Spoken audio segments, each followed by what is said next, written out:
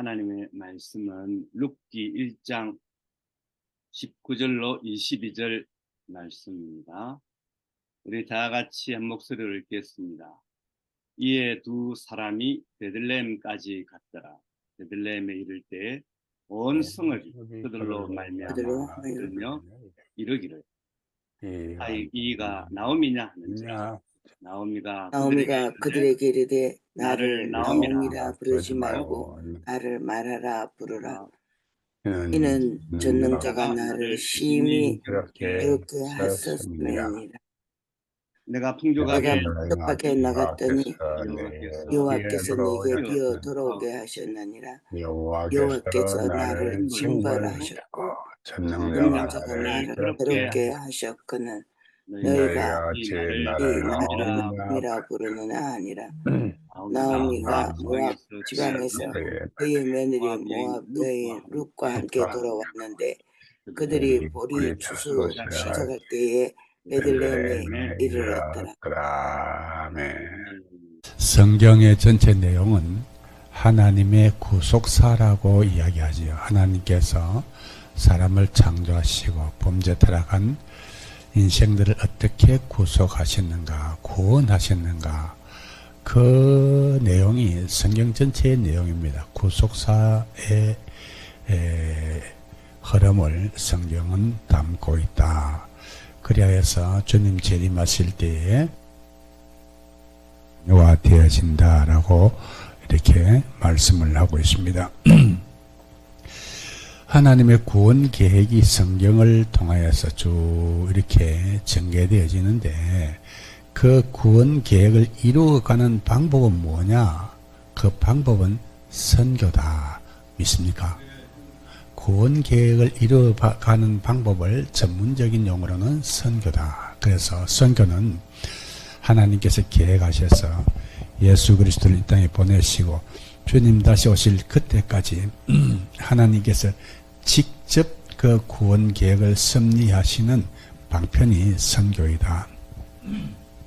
이렇게 볼 수가 있는 것입니다. 그래서 성경을 선교사적으로 구속사적으로 보지만은 선교사적으로 보면은 좀 리얼하다 이렇게 말씀을 드릴 수가 있습니다.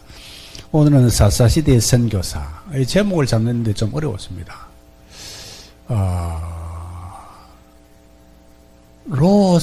이 나오미가 성경을 이 룻기를 읽어볼 때에 선교사다. 나오미는 선교사다. 그 인생을 다 바쳐서 한 영혼 죽게 인도한 그런 선교사다. 이렇게 볼 수가 있고요. 이 룻기를 자세히 읽어보면은 이 룻기는 룻의 이야기이냐 나오미의 이야기냐 여러분 어떻게 생각하십니까? 성경의 제목은 룻의 이야기입니다. 사람들은 이 성경을 통해서 룻의 그 역할을 그의 삶을 기억하고 있습니다. 이 룻은 고향에서 잘 살고 있다가 어느 날 백마를 타고 나타난 듯 하는 멋있는 남자가 나타났는데 마음이 간다는 거예요. 결혼하고 싶어요. 그 알고 보니까 이방 남자야. 국제 결혼을 해야 될 상황이에요. 쉽겠습니까? 부모들 반대했겠지요. 또 이 룻이 마음에 들었던 그 남자 역시 이 이방 여자한테 마음이 갔는데 국제 결혼을 해야 될 상황인데 나오미의 가정에서 쉽게 허락을 했겠는가? 그 어머니가 반대하지 않았겠습니까? 어쨌든 이들은 국제 결혼을 했어요. 행복할 줄 알고 국제 결혼을 했는데 얼마 있지 아니하여서 아직 자식도 없는데 그 남편이 하나님의 부름을 입었습니다. 어쨌든 이 상황을 보니까 시아버지 이 객지 와서 돌아가시고 시아주버니 객지 와서 돌아가시고 자기 남편 객지에서 죽고 보니까 과부만 셋이 집에 오글오글 사는 거예요. 상황을 돌아보니까 정신을 차려보니까 이런 상황이. 그러나 이 룻은 그 시어머니를 친어머니 이상 사랑하고 공경하고 그 시어머니 하나님을 그의 하나님으로 받아들였는데 이 룻이 얼마나 시어머니에게 잘했냐면은 나오미가 두 며느리를 이끌고 고향으로 가다가 그 며느리들에게 야야야 나 따라가 무슨 소망이 있겠냐 집으로 돌아가거라 라고 이야기하면서 그 며느리들에게 이야기한 것이 1장 8절에 나오미가 두 며느리에게 이르되 너희는 각기 너희 어머니 집으로 돌아가라. 너희가 죽은 자들과 나를 선대한 것 같이 여호와께서 너희를 선대하기를 원하오며. 그러니까 이 나오미의 이 며느리 둘 오르바와 룻이 정말로 착했던 것 같아요. 그 죽은 자, 그 남편에게도 그렇게 공경하고 잘하였고, 남편도 돌아가시고 난 뒤에 그 시어머니도 그렇게 공경하고 잘했다는 거예요. 그 중에서도 이 룻이 특별히 그 시어머니를 많이 사랑하였던 것 같습니다. 어쨌든, 이 룻은 그 시어머니가 고향으로 돌아와서 새 삶을 살려 하는 것을 포기를 하고, 젊어서 새술하는 것을 포기하고 고향에 돌아가는 것까지도 포기하고 이방 땅에서 처량한 나그네로서 시어머니를 공양하는 고달픈 삶을 살게 됩니다. 객지에서 이방 땅에서 과부 둘이가 살아가는데 얼마나 보기에 처량해 보입니까? 그러나 이러한 룻의 삶이 베들레헴 땅에 있는 모든 사람들에게도 소문이 났습니다. 고향을 버리고 와서 효브롯의 삶을 사는 것이 2장 11절에 이렇게 표현이 되고 있습니다. 2장 11절에 뭐라 하냐면은 보아스가 그에게 이르되 네 남편이 죽은 후로 네가 시어머니에게 행한 모든 것과 네 부모 고국을 떠나 전에 알지 못하던 백성에게로 온 일이 내게 분명히 알려졌느니라. 이 보아스에게, 보아스는 부자거든요. 이 부자니까 사람들이 접근이 잘 안 되잖아요. 그런 부자의 귀에까지, 이 보아스의 귀에까지 이 룻이 이방 여인이 그 시어머니를 모시고 왔는데 그 시어머니를 지극하게 섬긴다는 소문이 보아스의 귀에까지 들릴 정도예요. 온 성에 소문이 났다는 거예요. 소문이 났다는 거예요. 비록 가난하고 힘들게 살지만은 서로 사랑하고 살았다.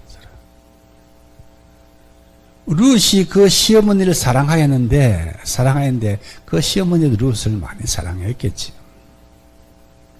이 룻은 어머니를 공양하기 위해 추수밭에서 보리석을 주워다가 시어머니를 공양하고 그러다가 보아스에게 발견이 되고 보아스가 그녀가 룻인 것을 알아보고 이 상황을 파악한 나오미가 이 룻이 보아스에게 시집갈 수 있는 그런 지혜를 짜내어서 계획을 세우고 어떻게 해서 이렇게 저렇게 해서 이 룻이 보아스에게 시집을 가서 아들 낳았는데 그 아들의 이름은 오벳이요. 그 오벳은 이새의 아버지요. 이새는 다윗의 아버지라. 즉 이 룻은 다윗의 정조할머니가 된 거예요. 정조할머니가. 이것이 룻의 입장에서 본 룻기입니다. 룻의 입장에서 본 룻기. 그러나 이 룻기는 룻이 시작한 성경이 아니고 나오미로부터 시작하는 기록이에요. 나오미가 그 남편 엘리멜렉과 함께 모압 땅으로 가서 살다가 그 남편이 죽은 뒤에 그 아들들이 그 이방 여인들을 취하해서 결혼을 했는데 그 아들들까지 죽고 그리고 이 두 며느리들을 데리고 고향으로 돌아가야 되겠다. 그래서 고향으로 돌아오다가 그 며느리를 데리고 돌아가가지고는 덕이 안 될 것 같아. 딸처럼 사랑하는 그 며느리들이 이 이방 땅에 가서 이방 여인들이 이 베들레헴에 가서 얼마나 천대를 받겠냐. 친딸처럼 사랑하는 그 며느리들이지만은 데리고 가서는 안 되겠다 싶어서 길 가다가 그 두 며느리들에게 고향으로 돌아가라고 권면을 합니다. 권면을 하고 간절히 두 번이나 권면할 때 큰 며느리는 울면서 입 맞추고 돌아갔지만 그 둘째 며느리는 한사코 죽기로 작정하고 그 시어머니를 붙들고 따라오게 됩니다. 그러다가 고향으로 돌아왔는데 고향에 나오미가 돌아오니까 고향 사람들이 난리가 난 거예요. 나오미가 돌아왔다. 나오미가. 그 베들레헴 성읍에 들썩할 정도 나오미가 돌아온 것이 굉장한 큰 이슈였습니다. 그 베들레헴에. 그렇다면은 나오미의 가정이 베들레헴에 살 때에 괜찮게 살았다. 영향력이 있는 삶을 살았다. 이렇게 볼 수가 있는 거예요. 어쨌든 그렇게 돌아왔는데 그 며느리 룻이 예전과 같이 그 시어머니를 지극히 공양하면서 보리 타작 할 무렵이니까 6월 초쯤 5월 말 6월 초쯤 되겠죠. 정동지에겐 좀 일찍 하니까 한 5월 말 6월 초 요즘 날씨로 보면 5월 말 정도가 6월 초 정도 될 거예요. 룻이 보리삭을 하루는 수수하는데 여차저차한 이야기를 하는데 가만 보니까 보아스의 이야기예요. 보아스는 유력한 자, 부유한 자요. 우리 일가가 아니냐. 네가 그 보아스에게 시집을 하면 좋겠다. 귀뜸을 하고는 전략을 씌웁니다. 그래서 이 룻이 이 여차저차 해가지고 보아스에게 시집을 가서 보아스가 룻을 통해서 아들 낳았는데 그 아들의 이름이 오벳이라 하십니다. 그런데 성경이 이렇게 마무리하고 있습니다. 사람들이 이 룻이 보아스에게 시집가서 아들 낳은 것을 베들레헴 성 사람들이 다 기뻐하고 다 축복을 하는 거예요. 다 기뻐하고 축복을 하는데 누구를 축복하냐면은 룻을 축복하는 것이 아니라 나오미를 축복해요. 나오미를. 뭐라고 축복을 합니까? 룻이 낳은 그 아들이 네 생명의 회복자이며 노년의 봉양자라. 그리고 네 며느리는 7 아들보다 귀한 며느리라. 7 아들보다 이 나오미에게는 사람들의 눈에도 7 아들보다 귀한 며느리라. 그 며느리가 낳은 아들이라. 그런데 그 아들을 룻의 아들이라고 이야기합니까? 성경은 이렇게 이야기합니다.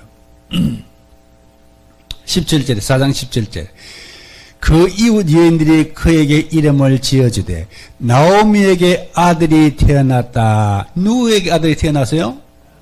나오미에게 아들이 태어났다 하며 그의 이름을 오벳이라 하였는데 그는 다윗의 아버지인 이새의 아버지였더라. 이렇게 이 룻기가 끝납니다. 그러면 이 룻기는 룻의 이야기입니까? 나오미의 이야기입니까? 나오미의 이야기죠. 나오미의 이야기인데 결국 룻이 등장을 하게 되고 룻의 역할도 엄청난 역할을 하게 됩니다. 그리고 또 나오미가 이 성경에 등장합니다. 결국 룻과 나오미가 등장하여서 내린 결론은 오벳이라는 사람을 이야기하기 위하여서 오벳의 출생 배경을 이렇게 설명하는 게 룻기예요. 그러면 이 룻기는 오벳의 출생 배경에 관한 이야기다. 이러면 이설이 없는 거예요. 이설이 없는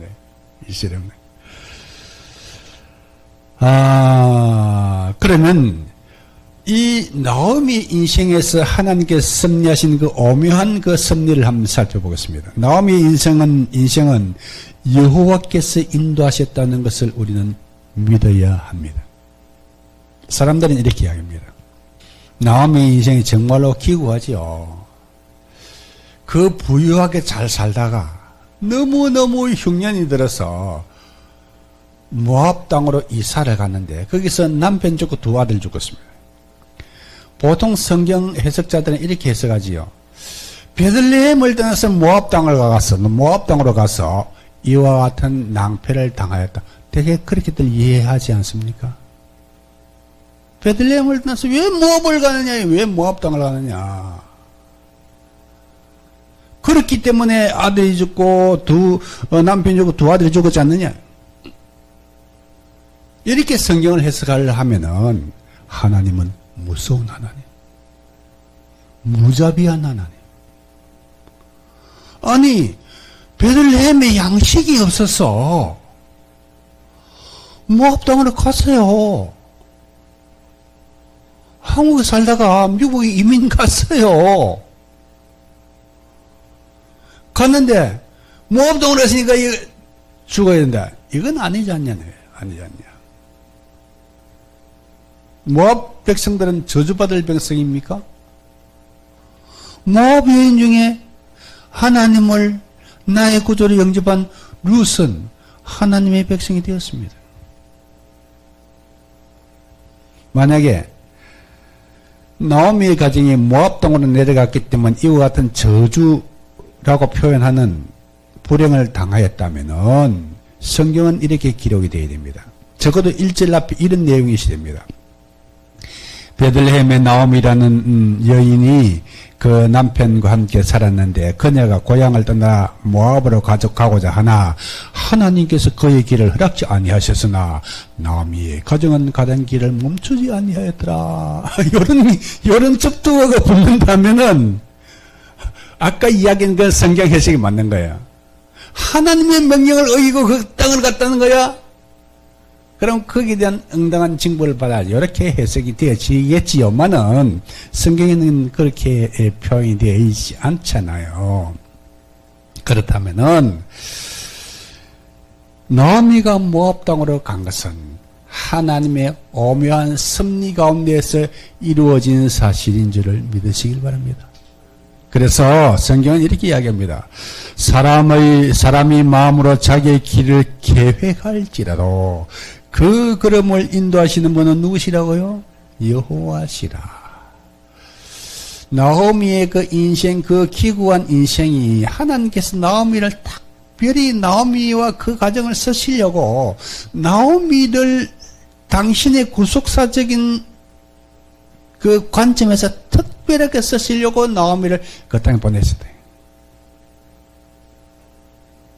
룻 하나를 구원해가지고 다윗의 가문에 집어넣기 위하여서 하나님의 구속사적인 그 역할을 감당하게 하기 위해서 나오미를 모압 땅에 보내셔서 그 험한 길을 가게 하셨다. 이렇게 볼 수밖에 없다는 것입니다. 믿습니까? 그래서 우리가 끝없는 고난의 길을 간다 할지라도 저와 여러분의 인생은 하나님의 위대한 계획 속에 있다는 것을 기억하면서 감사하면서 찬송하는 찬송을 부를 그날이 이를 때까지 나아가야 되는 것입니다. 계속 나아가시길 바랍니다. 두 번째로 나오미가 고난의 가시밭길을 걸으면서도 놓지 아니한 것이 두 가지가 있습니다. 첫째가 사랑입니다. 이방 며느리 오르바와 룻에게 나오미는 정말 소망 없는 존재예요. 아들 없는 시어머니 천덕꾸러기지. 아들 없는 시어머니 천덕꾸러기지. 그렇다고 재산이 있습니까? 나오미의 표현에 의하면 빈손으로 돌아왔다 했어요. 빈손으로. 풍부하게 나갔으나 빈손으로 돌아왔다. 나오미는 전혀 소망이 없는 사람입니다. 그 나오미가 베들레헴의 그 며느리와 돌아오다가 곰곰이 생각합니다.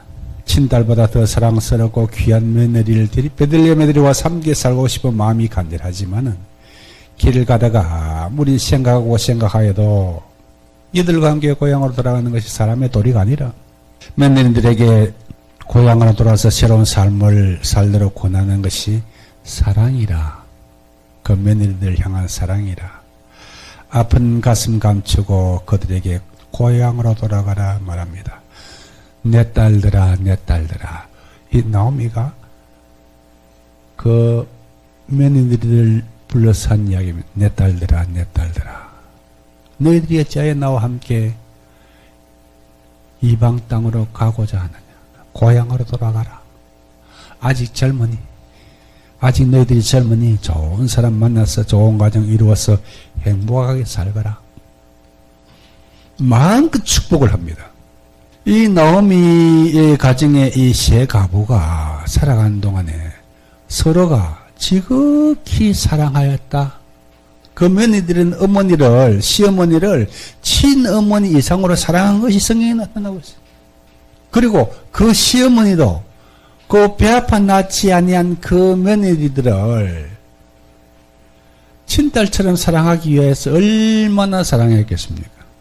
얼마나 사랑했으면은 그 젊은 가부 룻이 그 소망 없는 시어머니 한평생을 책임지겠다고 따라오는 거 아닙니까? 저 어머니 혼자 고향으로 돌아가면은 누가 케어하겠느냐? 누가 케어? 천덕구리 저 할머니 누가 케어하겠느냐? 내가 저 어머니를 눈 감겨 드릴 때까지 내가 함께 하리라. 그런 사랑이. 그 사랑은 내리사랑이 있었기 때문에 그러한 사랑이 나오는 줄을 믿으시기 바랍니다. 그래서 우리가 사랑결핍증에들 다 걸려있잖아요. 사랑결핍증에서. 내가 사랑결핍증에 걸려있다는 것은 내가 사랑을 하지 않기 때문에 사랑이 결핍한 거예요. 내가 이 사람도 사랑하고 저 사람도 사랑하고 사랑하면은 사랑이 넘치게 되지만은 내 마음에 자상막해지면은 돌아오는 것도 없는 거예요. 돌아오는 것도. 그래서 우리가 외롭다, 내가 사랑결핍증에 걸렸다 그러면은 많이 사랑하시길 바랍니다. 많이 사랑하시길 바랍니다. 사랑이 우러나지 않거든 그냥 막 노래를 부르세요. 노래. 그냥 선포를 하세요. 선포. 내가 너를 사랑하노라, 내가 너를 사랑하노라. 무조건 선포라도 하시라고. 선포라도 하시라고. 그러면은 메아리가 있습니다. 메아리가. 사랑은 내리사랑입니다. 사랑하시길 바랍니다. 나오미가 힘들고 어려운 그런 환경에서도 그 며느리들을 구박하지 않냐고 끝없이 사랑하였기 때문에 그 며느리가 생명 다하여 그 천덕구리 시어머니를 사랑하였다는 거예요. 나오미가 고난의 가시밭길에서 놓지 않은 것 중요한 것 하나가 사랑이었습니다. 그래서 우리 선교사님들이 이 사랑의 끈을 놓지 않아요. 사랑의 끈. 지난번에 우리 그 새벽기도회 때 선교사 한 분이 제한접근 지역에서 유치원을 하는데 유치원 잘려서 한 250명 학생이 있어요. 유치원 학생 250명이면요 비즈니스가 잘 되는 비즈니스예요. 자료가 남는 거예요. 근데 이거 때려치우고 싶다는 거예요. 아니 왜? 너무 복음 전하고 싶다. 너무 복음 전하고 싶은데 이거 복음 전하면 안 되니까 이런 상황에서 너무 갈등이라는 그 제가 권면한 것이 우리는 새벽기도 하고 난데 사이에 이야기하면 제가 컨설팅 해주는 게 있거든. 복음이 뭡니까? 복음의 핵심은 사랑이요. 하나님은 무엇이라? 사랑이시라. 복음의 핵심은 사랑이에요. 우리 선교사님이 유치원 그 아이들을 끝까지 사랑하여서 지극히 사랑하여서 졸업할 때까지도 사랑하고 졸업하면 끝나는 것이 아니라 학교 들어갈 때까지 따라다니면서 사랑하고 그 초등학교 졸업할 때까지 따라다니면서 케어하고 졸업할 때 또 가서 이제 꽃다발을 사주고 또 중학교 들어가면 고등학교 들어갈 때까지 따라다니면서 사랑해보라고. 걔들 어디로 가나. 우리 유치원 원장님 아버지와 같은 존재, 유치원 원장님 어머니와 같은 존재지. 교사들도 월급쟁이로 생각하지 말고 참 지극정서로 사랑하면은 그런 사랑의 공동체가 되지면은 자연스럽게 복음은 흘러가는 거예요. 복음은 흘러가는 거예요. 복음은 사랑으로 결정이 되어지는 거예요. 사랑으로. 그래서 선교사님들은 사랑하여야 선교가 되어진다. 사랑하여야. 이 어려운 가운데서도 나오미가 놓지 아니하는 것은 하나님의 영광입니다. 그녀의 삶 가운데서 하나님의 존재하심과 그 영광은 부정하지 아니하십니다. 남편 돌아가셨어요. 두 아들 돌아가셨어요. 하나님을 원망할 그런 입장 충분합니다. 그럼에도 불구하고 이 룻기 전체에 나오미의 이야기인데 나오미가 하나님을 원망한 구절은 한 구절도 없습니다. 나오미가 그 어려운 상황을 뭐라고 이야기하죠? 내가 당한 이 어려운 상황은 하나님께서 나를 치셨기 때문이라. 그 상황이 그렇잖아요. 그것뿐이지 하나님에 대한 원망 없습니다.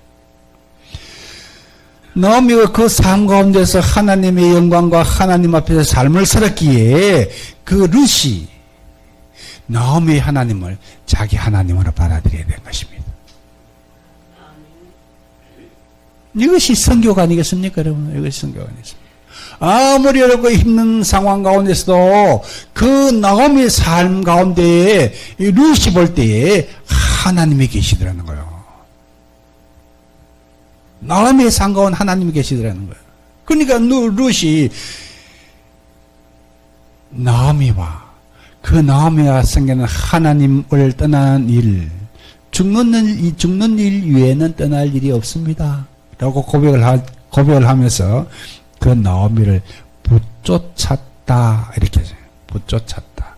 참 누가 성경을 번역했는지 정말 한국말을 멋있게 번역했어요. 붙쫓았다는 말은 아마 한국말 중에서 여기 이 외에는 없는 것 같아요. 제가 많은 글을 봐도 여기 이 외에는 이런 단어가 없어요. 정말로 멋있게 번역했다. 이처럼 우리의 삶 가운데서 너의 삶 속에 하나님의 영광이 드러나면은 이것이 곧 선교인 줄을 믿으시기 바랍니다. 나오미는 그녀의 삶 가운데서 하나님의 영광이 드러났다는 것입니다. 그것이 이 나오미의 며느리 이방 여인 룻의 눈에 보였다는 거예요. 그러니까 그 여인이 그 나오미의 하나님께로 돌아오게 된 것입니다. 그래서 세 번째로 나오미의 삶은 선교사적인 삶이었다는 결론을 내릴 수밖에 없습니다.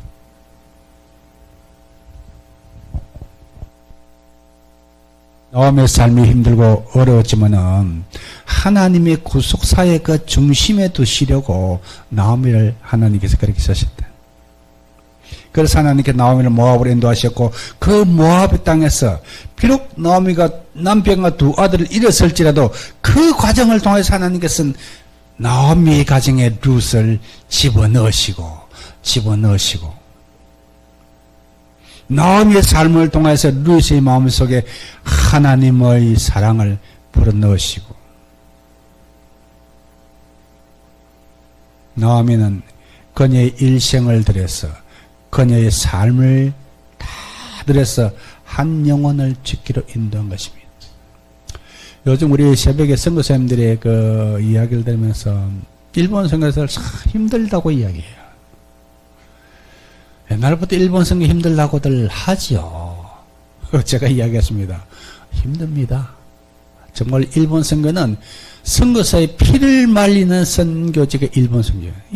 되는 것 같기도 하고 안 되고 안 되는 것 같으면서도 이야기하면 또 사람들이 혼속은 말 듣고 사람 안 믿는 사람 이야기 아이들 말로 환장하게 하는 그런 상황이 선교사의 피를 말리는 이해가 됩니다. 어려운 상황입니다. 그래도 일본에는 예수 믿으라고 전도할 수 있잖아요. 마음껏 전도할 수 있잖아요. 예수 예자도 끄집어내지 못한 동네가 수두룩합니다. 아랍, 사우디아라비아, 회교권, 기타 등등 수두룩하다. 예수 예자도 못 걷는 데가 수두룩하다고요. 심지어는 투옥되고 심지어는 처벌받고 쫓겨나가는 그런 상황에 수두룩하죠. 거기에 비하면 일본 선교는 그냥 이해가 되어지는 이야기입니다. 그리고 한평생을 해도 교인 몇 명? 일본 선교에서 어깨가 촉 쳐져 있는 거예요. 그렇다면 저 동네는 한평생을 해도 눈에 보이는 열매가 없어요. 사우디아라비아, 이란, 한평생을 해도 눈에 보이는 열매가 없어요. 적어도 선교사들 어깨에 촉 쳐져 있을까요? 살아요. 눈이 살아있는 선교사들이 있습니다. 어제 저녁에 선교사님 한 가정과 식사를 했는데 지금 자기들이 케어하는 교회가 있는데 그 교회의 전도사님이 한국 와서 5년 일하면서 예수를 믿게 되었는데, 6남매가 있는데 6형제가 다 이 사람 통해 예수 믿게 된 거예요. 그렇게 돌아가가지고 전도해가지고 그 가정을 복음화, 형제들을 복음화시킨 거예요. 그러면서 그 6남매의 그 형제들의 조카들도 다 예수 믿게 된 거예요. 한꺼번에 40여 명의 교인이 되어버린, 교회가 되어버린 거예요. 한 사람이 변화받음으로 말미암아서 수많은 영혼들이 죽게 돌아오는 그런 역사가 있는 거예요. 우리의 눈에 한 영혼이, 이 숫자로 보면 다른 사람들은 수백 명을 모아놓고 전도하고 집회하고 난리법석을 부린데, 그냥 한 사람 앉혀놓고, 루스는요, 나오면은요, 그 인생을 다 바쳐서 한 영혼 죽게 인도해, 한 영혼. 그러나 그 한 영혼 룻이 다윗의 족보에 들어오게 되고, 다윗을 통해서 다윗의 왕국이 세워지며, 그 다윗을 통해서 예수 그리스도께서 이 땅에 구속 사역을 위해서 오게 되는 그런 놀라운 역사를 이 나오미 가정을 통해서 하나님께서 이루셨다는 것입니다. 나오미는 이 룻이 다윗 왕의 정조모가 될 줄은 꿈에도 생각 못 했겠지요. 룻이 나오미가 눈을 감을 때까지도 꿈에도 생각 못 할 일이지요. 그러나 하나님께서는 이런 역사를 이루시더라는 거예요. 내가 아름다운 결과를 꼭 보아야만 행복한 선교사 아니야? 이 나오미 행복한 선교사입니까? 아닙니까? 행복한 선교사지요. 그와 같은 놀라운 역사를 이루었으니까. 그의 삶은 고달팠을지라도 그녀의 열매는 너무나 귀하고 너무나 숭고하고 너무나 아름다운 열매이더라. 그래서 선교사님들 힘들어도 낙심치 마시길 바랍니다. 고난의 길이 연속이 되더라도 좌절하지 마시길 바랍니다. 한 영혼이라도 여러분을 통해서 구원받게 되면 감사하시길 바랍니다. 여러분의 눈에 그 아름다운 열매를 보지 못한다 할지라도 감사하시길 바랍니다. 이와 같은 역사는 하나님께서 이루신 줄을 믿으시길 바랍니다. 할렐루야.